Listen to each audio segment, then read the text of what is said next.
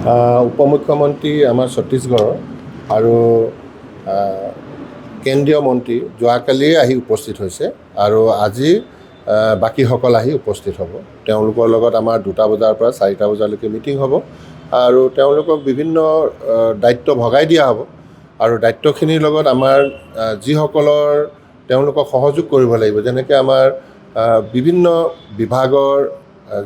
ৰাজ্যিক সভাপতিসকল আছে, যেনেকৈ OBC মৰ্চা, ST মৰ্চা, SC মৰ্চা, কিষাণ মৰ্চা, যাৰ যেনেকুৱা দায়িত্ব পৰিব তেওঁলোকৰ লগত আকৌ এখন সৰু সৰু বৈঠক হ'ব। ইয়াৰ উপৰিও আমাৰ ৰাজ্যিক সমিতিৰ বিভিন্ন কাৰ্যসূচী আমাৰ চলি আছে আৰু এই কাৰ্যসূচীবিলাকত বিভিন্নজনক দায়িত্ব দিয়া হৈছে। তেওঁলোকে সুন্দৰকৈ পালন কৰি আছে। অহাকালিলৈ যেনেকৈ আমাৰ মন কী বাত হ'ব,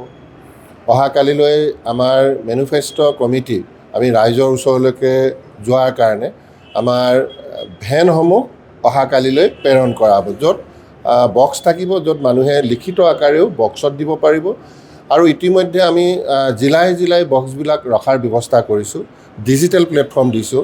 তো মুখ্যমন্ত্ৰী ডাঙৰীয়াই অহাকালি 9টামান বজাতে ইয়াৰ পৰা 21খনকৈ ভেন আশে পাশে থকা জিলা গুৱাহাটী চিটি কভাৰ কৰিবলৈ তেওঁ অহাকালি ভেনবিলাকৰ ফ্লেগ অফ কৰিব।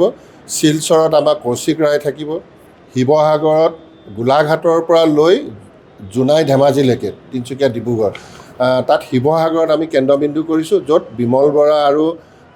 আমাৰ যোগেন মোহন, লগতে আমাৰ তাতে ডিষ্ট্ৰিক্ট প্ৰেছিডেণ্ট, তাত আমি ভাৰ্চুৱেলি লাইভ কৰি আমি তাৰ পৰা ফ্লেগ অফ কৰিম সেই অঞ্চলৰ কাৰণে ভেনসমূহ। লখিমপুৰ আৰু শোণিতপুৰ, মানে অবিভক্ত যি শোণিতপুৰ, তেজপুৰ, তাত বিশ্বনাথত হ'ব, য'ত অশোক সিংগাল, আমাৰ ৰঞ্জিত দত্ত ডাঙৰীয়া, লোকেল বিধায়কসকল থাকিব আৰু নামনি অসমৰ কাৰণে আমি নলবাৰীত ঠিক কৰিছোঁ, য'ত জয়ন্ত মল্লভোজৰ বৰুৱা থাকিব আৰু আমাৰ ৰঞ্জিত দাস ডাঙৰীয়া থাকিব, বিধায়কসকলো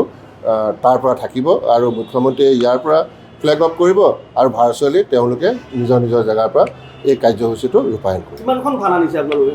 এইবাৰ আমি 75, কাৰণ এখন ভেনে আমি দিনটোত 10টা লোকেশ্যন আমি যাব পাৰোঁ আৰু সেই অনুযায়ী প্ৰায় আমাৰ 10 দিনত প্ৰায়বিলাক লোকেশ্যন আমি কাভাৰ কৰিব পাৰিম। ইয়াৰ উপৰিও আমাৰ মেনিফেষ্টো কমিটিৰ ডক্টৰ ৰনোজ পেগু ডাঙৰীয়া, আমাৰ ৰঞ্জিত দাস ডাঙৰীয়া, তেওঁলোকে বিভিন্ন সংগঠনবিলাকৰ লগতো ইতিমধ্যে যোগাযোগ কৰি তেওঁলোকৰ পৰাও বহুত ছাজেশ্যন লৈছে বা আমাৰ দলৰ কৰ্মকৰ্তাসকলে উদ্যোগ লৈছে তেওঁলোকৰ ওচৰত গৈ যাতে ছাজেশ্যনবিলাক ল'ব পৰা যায়। আৰু উদ্দেশ্যটো এইটোৱে যে আমি এইবাৰ ৰাইজৰ পৰামৰ্শ ভিত্তিতে আমাৰ যিখন 2026 নিৰ্বাচনৰ আমাৰ মেনিফেষ্টো হ'ব, সেইখন আমি বনোৱাৰ কাৰণে প্ৰয়াস কৰিছোঁ। যিখন ভান আনিছে আপোনালোকে, ইয়াত কেৱল বক্সেই থাকিব নে চৰকাৰী যিসমূহ আঁচনি আছিলে সেইবোৰ দেখুৱাব? আমাৰ তাতে 3টাকৈ ভিডিঅ' থাকিব, উন্নয়নৰ ভিডিঅ' থাকিব, বিশেষভাৱে আমাৰ চাহ জনজাতি লোকৰ কৰা কামবিলাকৰ ভিডিঅ' থাকিব আৰু এটা সামগ্ৰিকভাৱে উন্নয়নৰ যিটো আমাৰ সংস্কৃতি, বিভিন্ন ধৰণৰ উন্নয়ন তাত সংযোগ কৰি আমাৰ 3টাকৈ ভিডিঅ' থাকিব, বক্স থাকিব আৰু আমাৰ এটা ভিডিঅ' থাকিব যে আমি ডিজিটেল প্লেটফৰ্মত কেনেধৰণে ইউজ কৰি আমি ছাজেশ্যন দিব পাৰোঁ অনলাইন যোগে, যেনেকৈ আমাৰ তাত মিছ কলৰ ব্যৱস্থা থাকিব। তো গোটেই বস্তুখিনি তাত এটা বৰ্ণনা থাকিব। তো এই ভেনখনৰ এটা মাহৌল, মানুহে যেতিয়া এখন ভেন গৈ ৰ'ব, এটা তাতে ভিডিঅ' দেখাই থাকিব বা মানুহৰ এটা দৃষ্টি আকৰ্ষণ বা বহুতক আমি বিভিন্ন মাধ্যমে কানেক্ট কৰিবলৈ চেষ্টা কৰি আছোঁ, যেনেকৈ আমি 2 এদিনতে আমাৰ TV হেডো আহিব বা আমাৰ ছ'চিয়েল মিডিয়াৰ যোগেদি তেওঁলোকক জনাবলৈ আমি চেষ্টা কৰিছোঁ, আমাৰ কৰ্মীসকলৰ মাজেদি জনাবলৈ চেষ্টা কৰিছোঁ। তো ভেনো এটা মাধ্যম য'ত আমাৰ উন্নয়নৰ আমাৰ কথাবিলাকো থাকিব। তো দৃষ্টি আকৰ্ষণ কৰিবৰ কাৰণে, তেওঁলোকক আমি এট্ৰেক্ট কৰিবৰ কাৰণে এই ব্যৱস্থাখিনি কৰা ধানখিনি আপোনালোকে বাহিৰৰ পৰা অনাতকৈ যথেষ্ট চৰ্চা হৈছে যে আছে পাঞ্জাৱৰো ধান আছে, চৰ্চা হৈছে যে অসমত কিয় নলয়, অসমৰ পৰা কিয় নল'লে বুলি চৰ্চা হৈছে। নহয়, আমাৰ ভেনখনত 50খনতকৈ অধিক ভেন আমাৰ লোকেল কণ্ট্ৰেক্টৰবিলাককে আমি দিছোঁ আৰু এই ভেনবিলাকৰ কি হয়, আমাৰ এটা চেণ্ট্ৰেলি এটা ৰেট এপ্ৰুভ কৰা থাকে।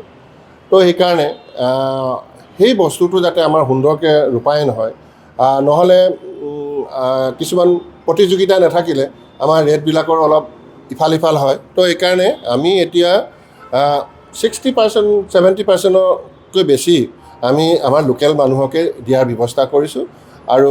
কোৱালিটিৰ কথা আছে ষ্টেণ্ডাৰ্ডৰ কথা আছে গোটেইখিনি যাতে মেইনটেইন হয় এটা ষ্টেণ্ডাৰ্ড ছেট আপ কৰিবৰ কাৰণে কেতিয়াবা তেনেকুৱা ব্যৱস্থাখিনিও কৰা হয় কিন্তু আমি সম্ভৱতঃ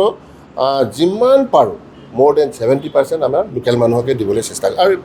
ভেনবিলাকতো 70% ওপৰত আমাৰ লোকেল মানুহ